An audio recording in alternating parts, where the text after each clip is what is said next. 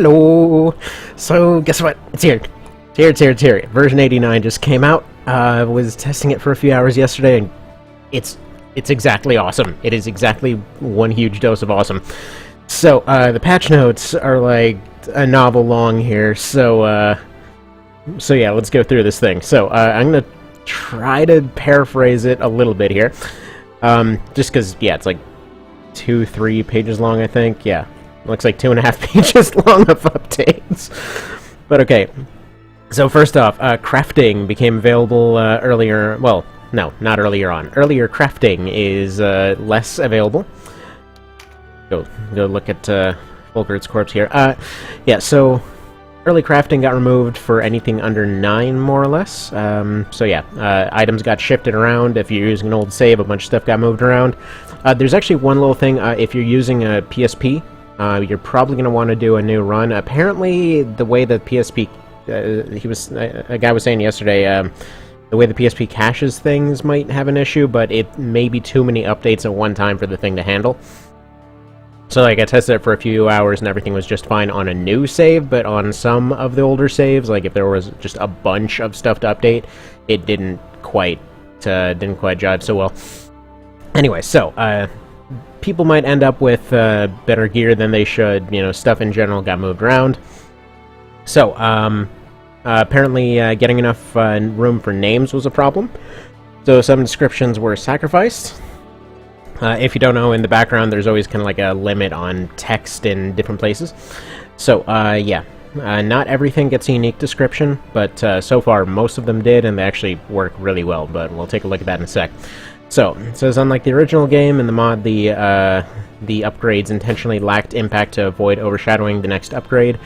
So, in this case, all those upgrades were changed to side grades, and endgame weapons have upgrades into side grades, or have balanced offerings of both versions, but armors have unique stat configurations instead, he said. Sorry, I paraphrased like 90% of that. That didn't work out.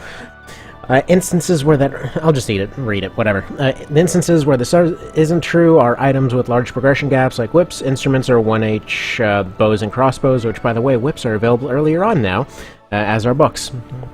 Instead of a side grade, crafting them offers a significant power upgrade, and those items will be found on enemies.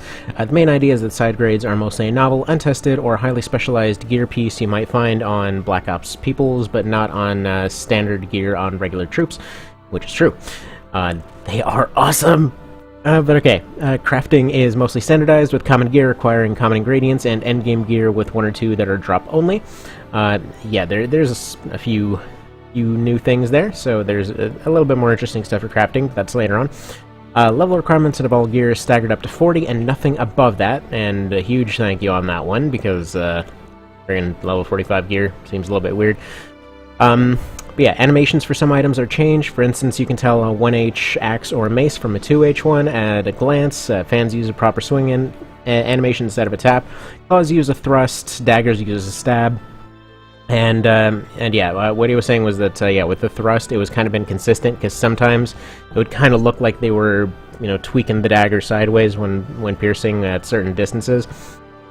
Personally, I thought it looked pretty okay, but apparently the want was for something different. So it's actually a bit more dramatic now. Like they swing the dagger like it was a knife or something, except then there's like a spear type of animation type situation. It kind of looks cool, and I like it. But anyways, impact sounds are also changed for a lot of weapons. You'll notice some sounding appropriately for the type, or just a bit more meaty.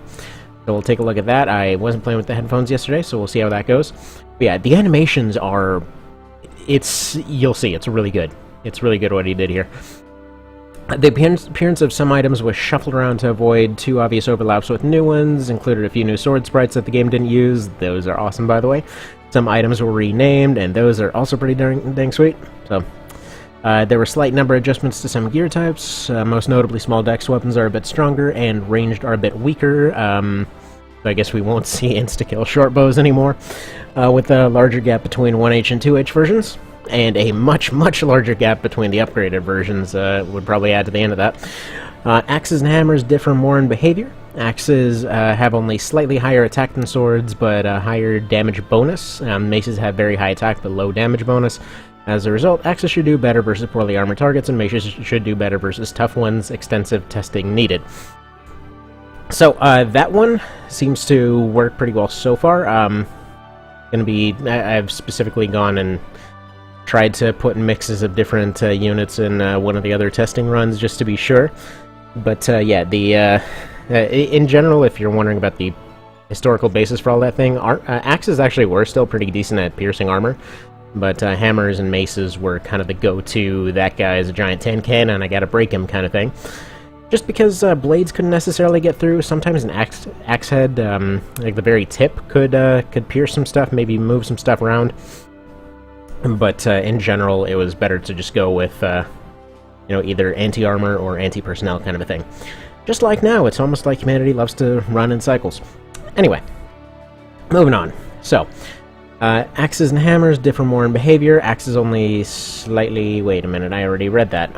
All weapon projectiles fly faster, as in less comically slow. Arc weapons are the slowest. Street trajectory ones are faster, and more feedback is needed. Some might be a bit too fast. I love this so far. It's closer to realistic speed, and it's just beautiful, because then you aren't waiting half an hour for an arrow to cross the map. Also, incidentally, been watching Arrow a lot, and appreciating bows a lot lately. Moving on. Shop availability has changed for some gear types. Damascus gear is available around the end of Act 4. It isn't terribly special and isn't needed for crafting anymore either. Ooh, actually missed that the first time around. Upgrade gaps in mid to late campaign will likely be lower, more feedback needed. I'm liking the numbers so far, but I haven't run it to be absolutely certain. As a flavor improvement, light and dark weapons are also restricted by class alignment like armor, so you won't be able to use light on a Terror Knight or a Dark Claw on a Cleric, as an example.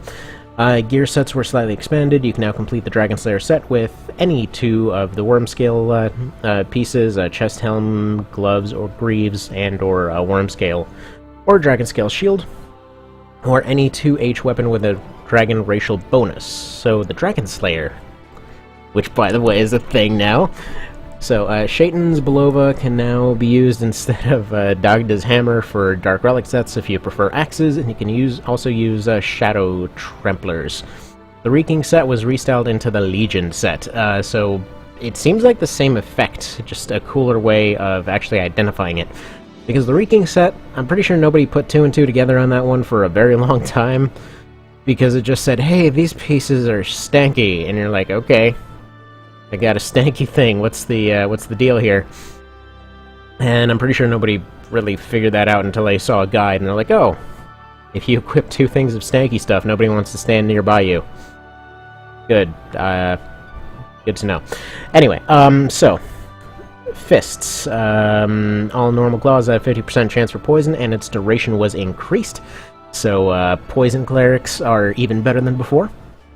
The claw side grade are Mage Hunter claws. They drain 10 to 20 mana per hit, depending on the gear tier, and have a resistance bonus. So those would be better for... I want to say it's rogues that can have them. I think rogues and ninjas can have them, so that would be pretty useful.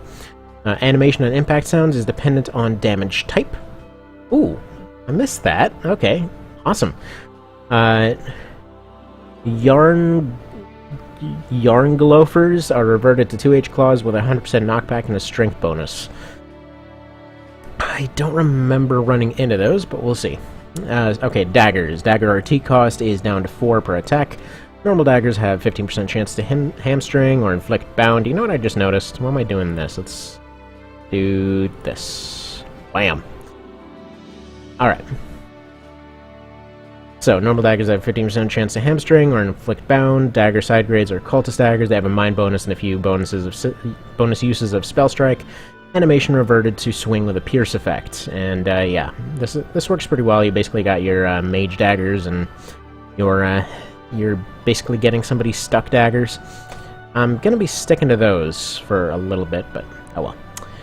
Swords have 25% chance for stagger. 1H side grades are bastard swords, so they're basically just upgrade. They're like a mid between a 1H and a 2H, but they're pretty darn good. They're pretty darn good. It's basically you get a diet two-hander for those that can't use two-handers. And in general, you know, if you just have somebody that's not necessarily taking too many hits anyway, you might as well. All normal two-handers have a 40% chance of stagger.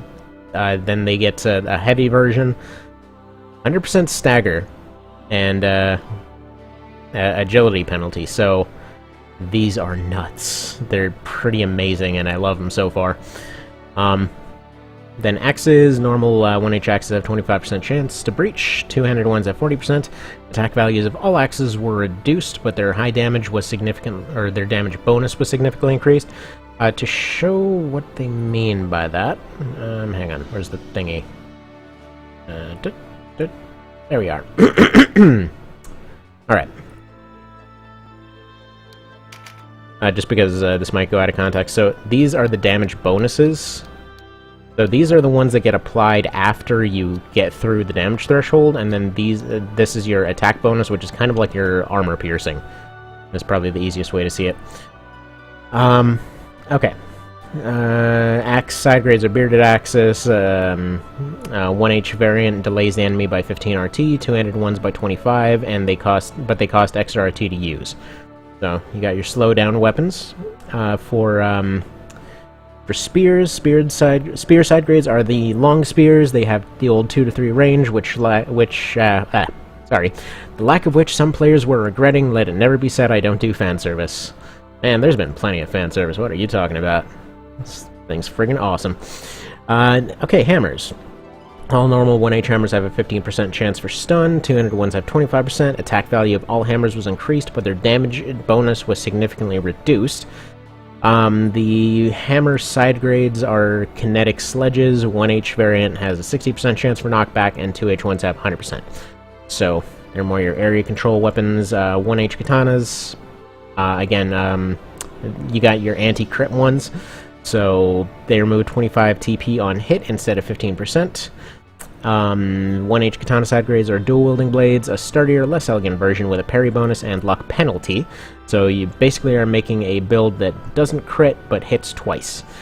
Endgame section received a unique sword trilogy, craftable with rare ingredients. You can only have one of each at any time, and trying to craft another will just give you some money for the spent ingredients. All three are one-handed katanas that require both hands.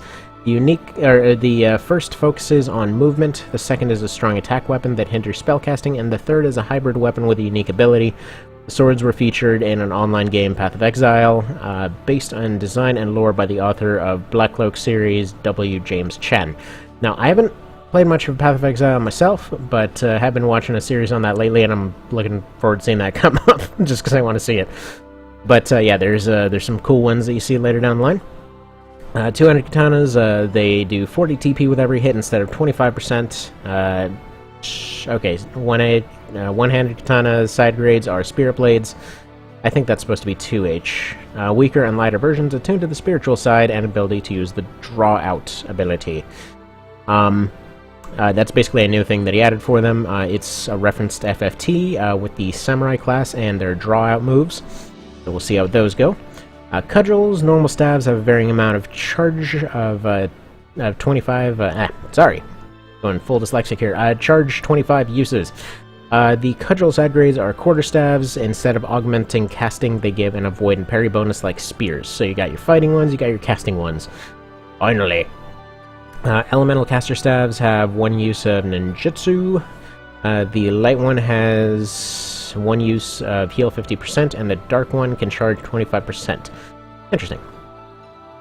Okay, whips. Whips are available earlier, their upgrades are spaced farther apart, and they will also be used by enemies, and they have a 40% chance for a weaken. You might actually see them in more than a couple fights. Normal spellbooks have 3 corresponding uses of their respective recruitment skill. That basically just locked in the eventual pacifist run after this. Because I really want to do this. But yeah, no, you get recruitment skills and you can just pop them on people, and it's good stuff. It's good stuff. Whips are available earlier on, their upgrades are spaced farther apart, and they will be used by enemies. All whips have a 40% chance to weaken. Wait a minute. That's supposed to be the part for instruments. Dang it. We don't get to find out about the instruments. Alright, equipment. Bows. One-handed bow upgrades are spaced farther apart and will also be used by enemies. Two-handed bow side grades are siege bows with lower accuracy, higher range, and higher weight. Higher dead zone and higher RT cost.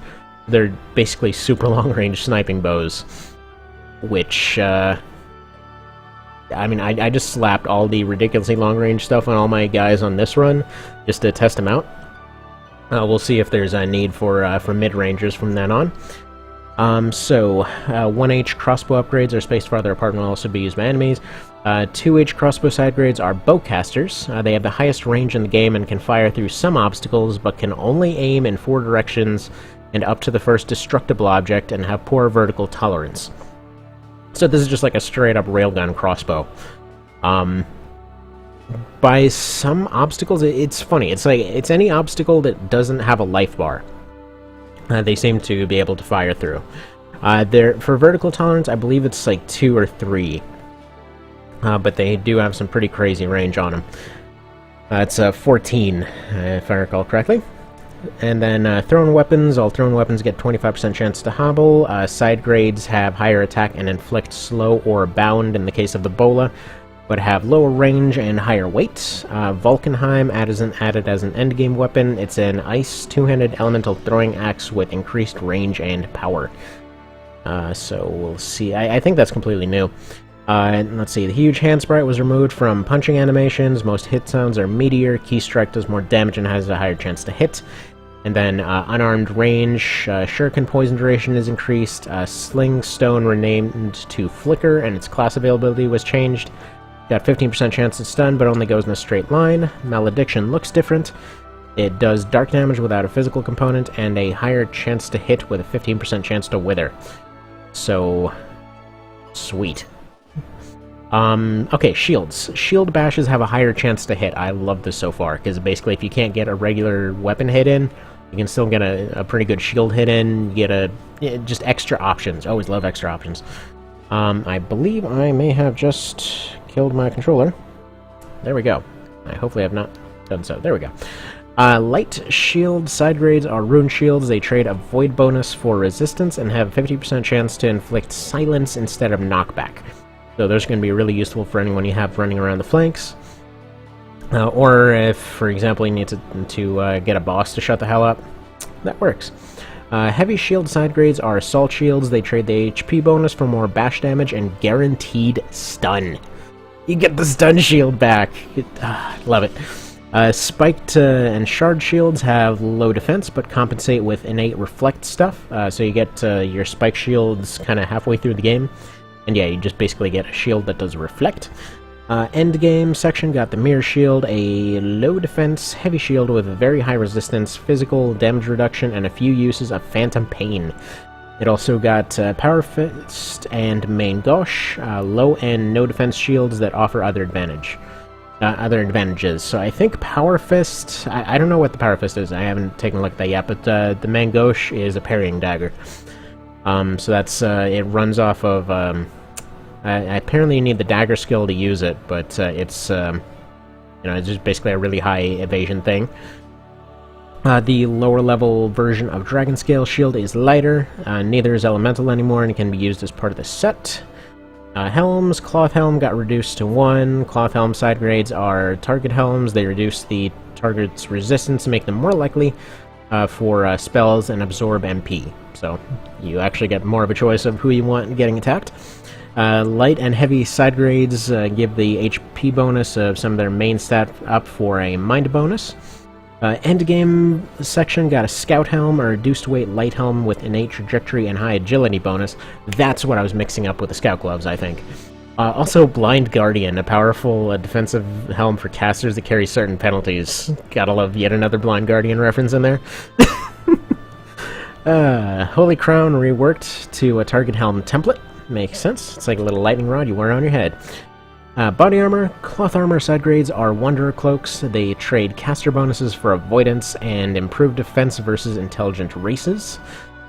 So that's pretty darn sweet. Light armor side grade is the Plated Curious, a beefier version with higher defense and no void bonus. It's basically mid armor.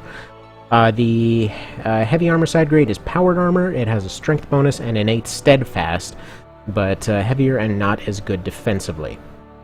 So it's just basically like just juggernaut armor there. You're just trying to break through the other guy. End game section got higher level versions of normal armor and also scout armor, a light armor with extremely poor defense that enhances movement. No, wait, that's the one I was thinking of. I'll just keep forgetting things and thinking I'm thinking of something else. Whatever. Elemental coats and mail armor can be crafted with Secrets of the Master. The Master. Light and heavy glove upgrades are Battle Mage gloves. They trade some of the other bonuses for an int bonus. Finally, caster gloves. I just noticed, wait a minute. I don't have the thingy up. Bop. Bop. There we go. What am I doing here? Oh yeah. The end game section got scout gloves. Wait a minute. Wait. Overguards and their side grades are heavier but have higher stats, very high stats, and they also have high penalties. End game section got scout gloves, a higher level version of normal leather gloves. That's what it was. That's the one that I thought was supposed to give something. Also, grapnel brace, a heavy gauntlet with a grappling hook that can use escalade, and also snake charmers. Light gloves with poison immunity and a few uses of envenom. So yeah, grappling gloves are a thing, which is awesome. Hellforge mitts were reworked into high-level overguards, and, okay, leg guards, light leg guards, side grades, split the bonus between avoid and resistance, and heavy one transfer all of it to resistance. The endgame section got scout boots, light leg guards with innate jump 1, wormscale greaves, heavy leg guards from the wormscale set, and armored hakama, cloth leg guards with high defense versus intelligent races. By the way, if you're wondering what that means, you basically get another, just like how you have that bonus to attack that's added after its whole damage piercing calculation type situation. That's not exactly how it works. Rakes has a spreadsheet there that I'm pretty sure you can find that gives a better idea of how exactly the damage goes. But you basically get a kind of built-in resistance to certain things in kind of a similar manner. Any dang ways. World Tree Roots got innate Steadfast, Tidal Waders got innate Wade. Good. The wading shoes actually wade. Alright, equipment, cursed weapons, they inflict a portion of target's max HP dependent on weapon type as additional damage. Ooh. Alright, we got a good anti-armor weapon then. Their accuracy, RT, and weight is returned to default for that weapon type. Okay. They basically got different damage types off a weird weapon. Good. Consumables. Salvation Gem can be crafted from 2 Lifeline Gems. I get what the difference is. We'll take a look at that in a sec. The range of Salvation Gem was increased to 6. RT was reduced for both evacuation items. RT cost of status removal items was reduced to 10, so you actually are more likely to want to spend a turn to use them. Added rubber as a crafting material. It is created from burning wood and sulfur, and also they never mind, that joke's just not going to go. Adjusted the prices of some crafting materials. They seem to be more expensive, with some of the cloth being cheaper. Way of the Gergi was renamed to Way of the Wild, and humanoid class marks can be crafted with Way of the Wild. What this translates to is by the time crafting becomes available, you can finally pick up lizard classes. So you can actually have a Patriarch or Matriarch in Chapter 2. Finally! Patriarch and Matriarch got access to spellbooks. They're literate after all, probably. Access to Augment Light or Darkness varies based on class alignment. Casters have slightly higher RT penalty. Wizards can use Dead Man's Ivy. Knights are more accurate. Knights have access to all status removal spells like Liberate, Decurse, and Ease. Alright. Didn't know Decurse was still around, but true. Alright. White Knights have access to all of the same. Terror Knights can use Torpor and Dead Man's Ivy. Necromancer can use the first tier of projectile spells. Lord can use draconic damage spells. We'll see how that goes. He'll probably be amazing at it, like almost everything else. Sela was able to use Liftoff by Oversight, so they're not able to anymore. Skills. First tier of Counterattack, Knockback, Channeling, Wade, Reflect Damage, Reflect Magic, Absorb MP was disabled because the values were pointlessly low. The remaining tiers were spread over the same level range. So Counterattack got renamed Counter Hit, Knockback was changed to Bash, Expand Mind became Clarity, Channeling became Efficacy, mostly for spacing reasons. For the most part, slots with deactivated skills will say nothing and have no description. There's one exception. One of them says nothing. instead of nothing. That doesn't really change anything, I'm just saying I saw that. Anyway, spells and active skills. Some buffs are available earlier. Levels, which spells became available were standardized based on the ability of the class. Reduced MP and RT cost of most status removal spells to 10 to 15, lowering their level and made some of them easier to acquire. Unburden also removes slow. Awesome. Reduce the MP cost of Evacuate 1 and 2 to 30-40, and RT cost to 20-25. Losing a character is a high enough cost. Leaping Monkey, renamed to Escalade. So, yes. At this point, there's a very good chance that the weird fairy gang will have Escalades. TP and RT costs of Shriving Dents reduced to 30-20. Area increased to 3. Added Her Blessing and Draw Out, which were used on some of the new items. Those are the Draw Out abilities. Relay now affects all disabled units within an area of 3 instead of the entire battlefield, so no more Miracle of Crit and Eye situation. Oh man, that... I never realized how freaking OP that was for a while. It's like, yes, I'm just gonna stand back here and get everybody up at the same time, but no, it's actually down to a reasonable thing now. Blood Price now removes half of current HP and converts that amount to TP. It has no other cost. Good, can save some TP money. Flame and Sand Breath now always hit with RT delay and TP removal, but the amount is lowered. Racial templates. Canopus is slightly more resistant. Cressida's stats slightly adjusted to make her a better ranged attacker. Some early game stats were further adjusted. Damascus gear is available in late Act 4 instead of Coda. Spell availability in shops is standardized based on their level, and Draconic Grimoire, Priestess, and Old Guile, whatever, can be bought in all shops. I don't think that it... I think Priestess is supposed to be Pristasia from Vagrant Story? I think so. There we go. But yeah, it sounds like Pristasia. A lot of the other stuff is just like bastardized with one letter off or something. Okay, any darn ways. So, why is my controller not working? There we are. I unfortunately unplugged the thing and stuff got weird. So, I basically redid everyone's stuff now. So, going down the list, Felix got a Bastard Sword. Went for a Heavy and Caster with these kinds of things. This guy is more or less exactly the same. He's actually very close to getting an upgrade on this thing. You get a Halberd earlier on. But yeah, so Halberd all bloody and covered in gore, as it should be, because it's the best. Felicia is still amazing, and was given this thing to do the whole Reflect Magic thing, as well as Silence. She doesn't do a whole lot of slapping people around, but I figure... Actually, come to think of it, I gave her Anti-Mage Claws. Wait, I want to give her poisonous ones. No. No, no, no, no, no. Unacceptable. You. Give him up. Needs to remain poisonous. There we are. Yeah, one's defensive and one is offensive. It's nice. Good stuff. So, yeah. We have all that, so she's all good. Faista here, doing a similar thing, kind of like her.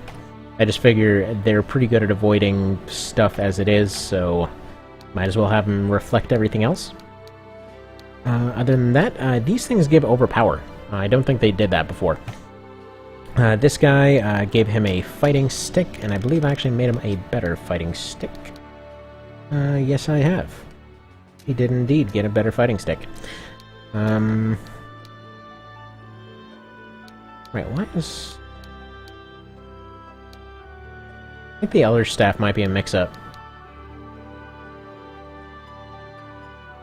Because it gets the... It seems like it gets the extra damage? It's part of the staff set, so I think all the other staff... No, wait, no, this one's the same.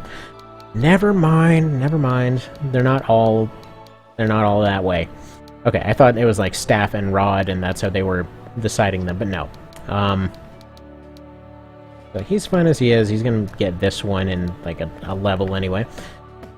I have Diebold here with the standard two-hander and kind of defensive setup. I have these guys with the heavy two-handers and offensive setups, because that's kind of their whole shtick. They run into stuff and hope they hit it. Their agility is... we're going to head and say it's crappy.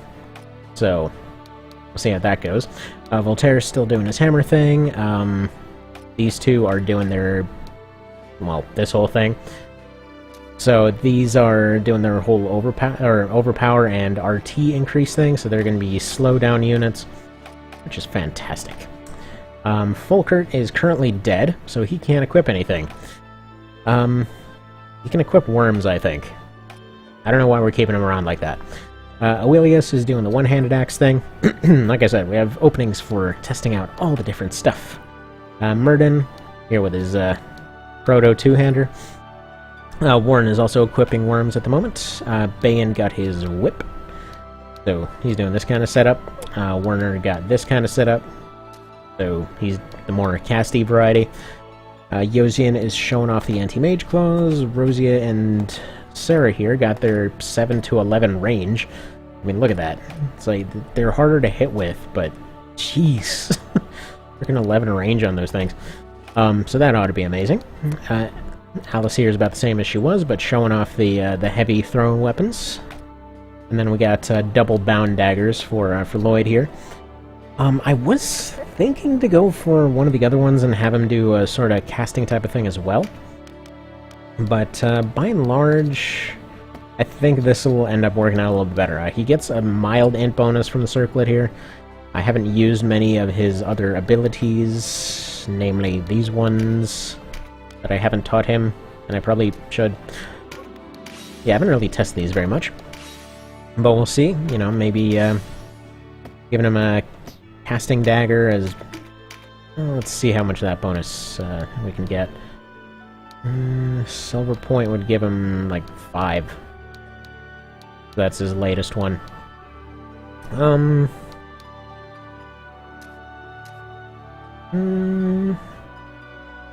mean, maybe. It does come with... We'll see. I might do... yeah, I might do Int and Binding Dagger, but we'll see. And then Aracel and Sistina got their friggin' sniper railguns.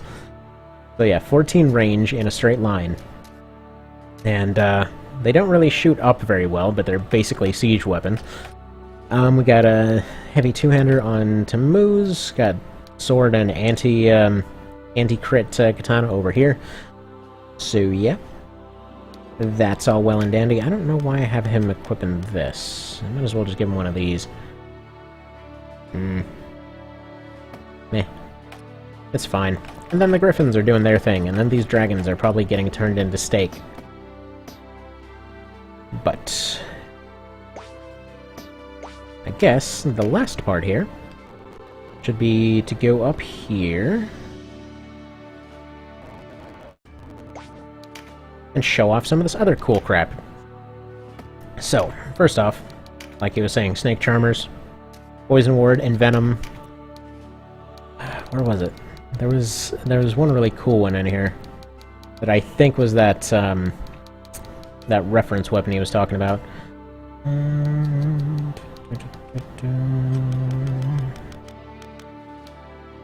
Did I make them? Yeah, so it was these ones. So yeah, they get Lava Walk, Charm Ward, and negative 100 Mind. So they make somebody brain dead, which is a little bit hilarious, you know, as it is, but and it ends up hitting really hard. Here's the opposite version of it. The Wind Walk hits on binds on hit, and gives a lead ward and a ton of avoidance, surprisingly.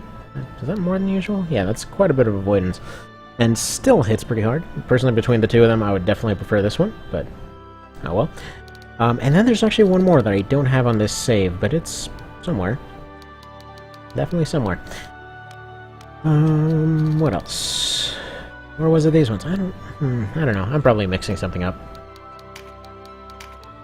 But what I wanted to see is this one. Yeah, this is still 2 to 9. There is no cursed railgun. That would be a little bit ridiculous. Yeah, I wanted to see if I had the icy throwing axe situation on this one, but I don't. So some of the weapons have really cool names now, too. But the main one that I wanted to show off is right here. So, yeah, the Dragon Slayer's in it now. Hands down, the hardest hitting thing in the game, I'm pretty certain. But yeah, look at that. Look at that ridiculousness. So, guaranteed stagger basically insta-kills dragons, more or less. And, yeah, pretty much no agility from it. So that's nifty. Runeblade got a new look. A bunch of axes got cool new names, like the Varangian here. Where was the other one? I forget. There's a bunch of new ones. Just look at what interests you, you know? It's amazing. It is utterly amazing. But, now, moving on with this, because I should probably actually try to make this a part now, huh? Now that we're 35 minutes into just describing the mod. Let's do one random fight here, I guess, to show off the new weapons. Accidentally, but we'll pretend it's on purpose. So, we'll have the Griffins up front, because they need some levels, if I recall. We'll need the Archers, and we'll need the Snipers. I'll probably make it more like this.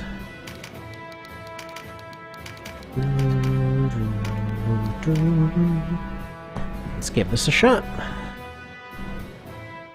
Just utterly ridiculous with that range. Incidentally, this is pretty much the perfect map to test them out on, because of its general flatness.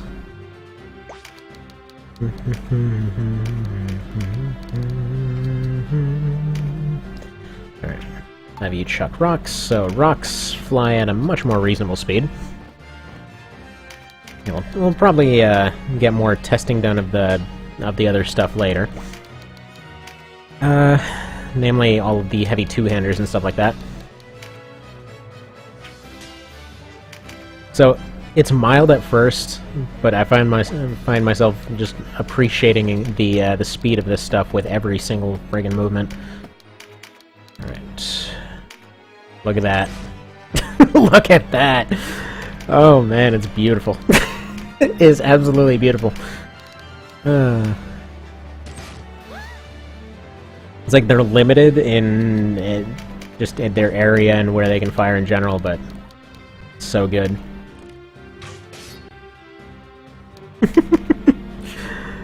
I love it. I freaking love it. So I figured counter on the heavy bows was a good thing. I had to redo a lot of their skills actually, because a lot of them ended up losing access to stuff like counterattack and knockback and stuff like that. So a lot of their points are going to end up being all busted up for a while. Oh man, didn't realize how much I'd appreciate that noise change. So meaty. Ah, nice. Nice stuff. So it's always just wonderful when an update comes out and it's like, yay, it's suddenly a whole new game. Everything's new now. Alright, so the stick sound is the same. We have confirmed stick sound. This guy can now get eaten. Oh, actually, one thing I forgot to show off. The crafting books. You can actually get Savage Assault earlier on now. So that used to be... I believe that used to be in the Claw book, or something like that. At this point, it's actually moved into the Ways of the Wild book. So, yeah. You can actually even get those earlier on if you happen to overlevel your monster units and want them to still be useful. It's good stuff. Ooh, also, I should point out that, yeah, this thing can be fired at close range. So you can absolutely have them running up and just friggin' crossbow smacking stuff. It's not the greatest idea, but with Speed Star it should be possible.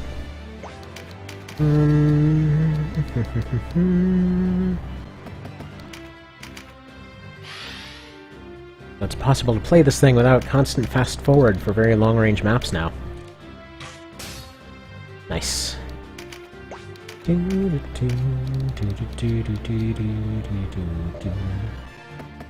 Oh, but yeah. So you can't extend past their firing range, by the way. So that's the thing with siege bows. So potentially regular longbows can go, longer range under some circumstances, but by and large, these are going to be just longer range for most maps, and especially for city maps, they're going to be incredibly useful. That dude just got 8. Stab. Wait a minute, I thought those were all supposed to have stabbing animations. Or were those... I are confused. I are confused, dang it. Okay, 100, 122. That is a better number.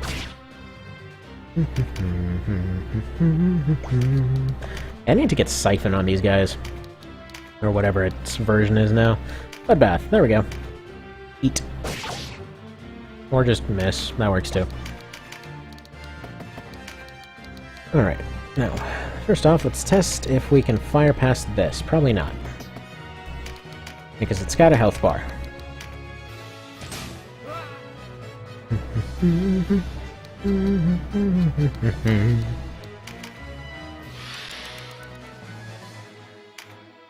So I'm happy with the setup. I think it'll work out pretty well. I might end up having to change it down the line, but I think it works. Flunk. Little vomit up a tornado type situation.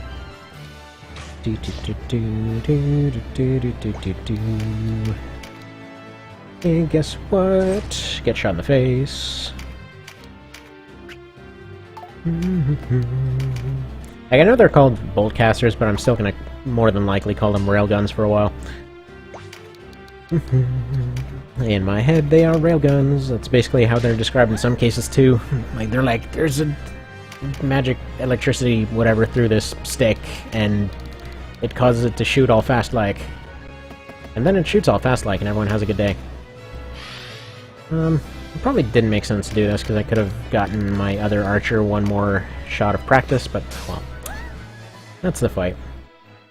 So, main takeaway from this whole situation is, yes, these things are awesome, and yes, you should go update right now, but yeah, bear in mind, if you are playing exclusively on a PSP, it is at the point now where you probably want to open it up on an emulator, let it make the changes that it needs to make, and save it, and maybe that'll work. I haven't really had luck in that to work yet, but yeah, older saves may have some jank. Just, they may not necessarily not crash. Okay. Can they take it? I mean, I don't know why they backed off at this point.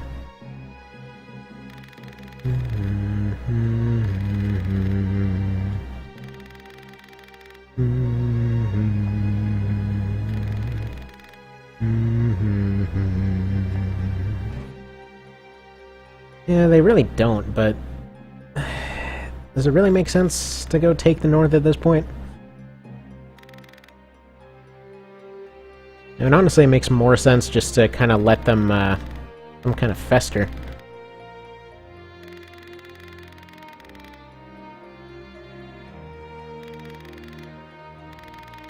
And he actually gives a pretty good speech here.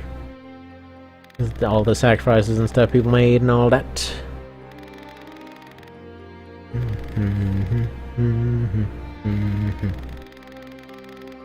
You know, it's funny that you should say that whole "you're gonna die" thing. Because it totally will. Totally will mean your death. And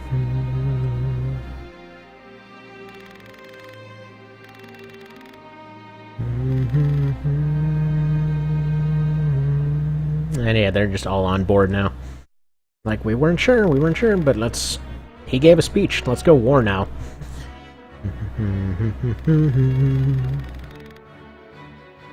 I mean, no, not really. I mean, depends on the castle, sure, but...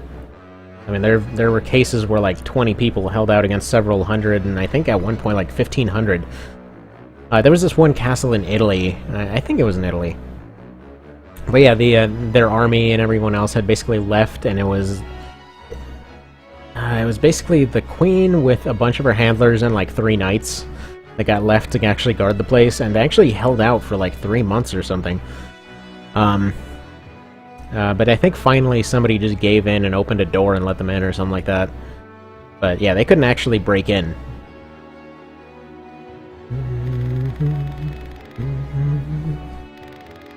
Yeah, there's this guy, Shadiversity. There's a bunch of really cool analyses on different castles and stuff. That's really fun to watch.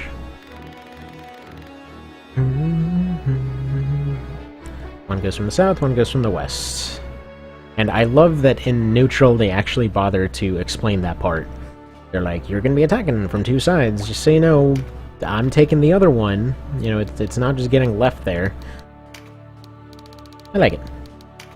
Okay, so showing off crafting stuff real quick before the end. The Ways of the Wild, you got your usual darts, got Savage Assault over here, although it's pretty expensive to make, so, you know, you probably won't have the stuff for this early on, but this is 25 and up. Basically, if your beast units get past 25, you're going to want this on them. And then over here, you got Foot Soldiers, Titans, Chiefs, and Familiars. So, yeah, you get them at this point. You can do stuff with them. You don't have lizards that are sitting around as berserkers till chapter, like, end of chapter 3 or whatever. Anyway, what else? Yeah, there's new craftables, as you can see. New kinds of stuff all over the place.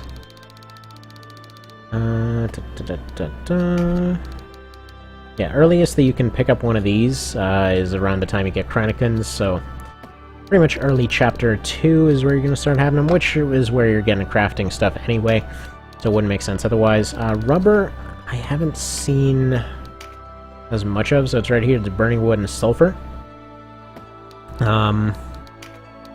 Let's go ahead and make some. Suppose it actually gives a use for sulfur now.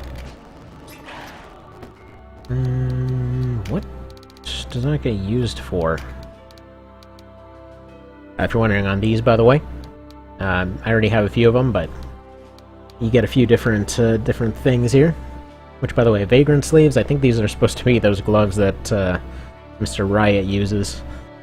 Just a thought. Anyway, yeah, in general, a lot of crafting stuff's been moved around, so that's nice to see.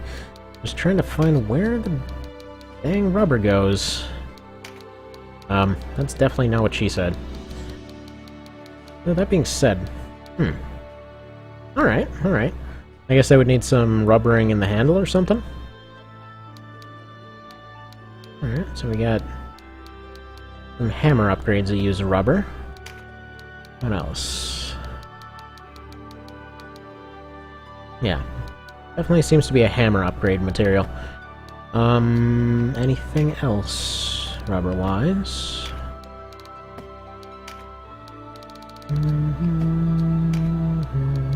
Can't imagine you need rubber on one of these unless you're making, like, lightning-resistant shoes. Although, I guess that's probably going to be a thing once craftable leg stuff becomes available. Also, you know what? I'm just going to sell these guys. Yeah, you thought wrong. You guys failed super hard. I might still get dragons later. But yeah. These ones are not going to be those dragons. Just because stuff did not go well for them. I mean, hell, that guy was planning to friggin' eat me, so I know the griffins won't do that. They're cool. But what I wanted to see there is if by any chance their stuff becomes available down here. Yay. Dragon steaks. Those are shockingly cheap, actually. Right, ingredients.